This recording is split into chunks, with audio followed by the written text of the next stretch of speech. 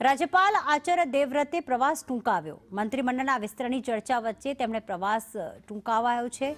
રાજ્યપાલ આચાર્ય દેવવ્રત રાત્રે ગુજરાત પરત ફરશે। રાજ્ય સરકારનો વિકાસ સપ્તાહ કાર્યક્રમ આજે પૂર્ણ થયો અને આજે તમામ મંત્રીઓએ સચિવાલય આવવાનું ટાળ્યું હતું। મંત્રીમંડળ વિસ્તરણની તારીખ અંગે કોઈ સ્પષ્ટતા નહીં। હિરેન અમારી સાથે જોડાઈ ગયા છે। હિરેન, પહેલા જે શક્યતા હતી કે 16 તારીખે તેઓ પરત ફરશે હરિયાણાથી અને 17 તારીખે આ અંગે ચર્ચા થઈ શકે છે, પણ હવે તેમનો પ્રવાસ ટૂંકાવવામાં આવ્યો છે, તો લાગી રહ્યું છે કે 17 તારીખ પહેલા એટલે કે આવતીકાલે જ તેની જાહેરાત થઈ શકે। કેન્દ્ર એટલે કે ભાજપ હાઈકમાન્ડ તરફથી આ અંગેની કોઈ સીધી સૂચના ગુજરાત સરકાર અને સંગઠનને હજી સુધી આપવામાં નથી આવી।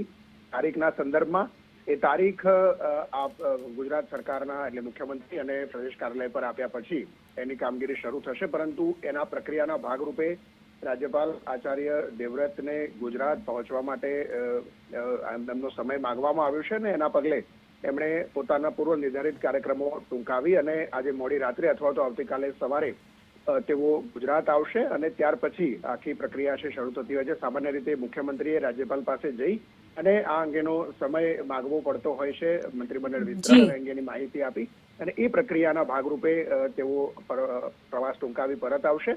તારીખના સંદર્ભમાં કેન્દ્રીય નેતૃત્વ સૂચના આધારે આગામી 3 દિવસમાં કોઈ પણ એક દિવસે આ વિસ્તરણ કરવામાં આવશે। આભાર તમામ વિગતો વચ્ચે।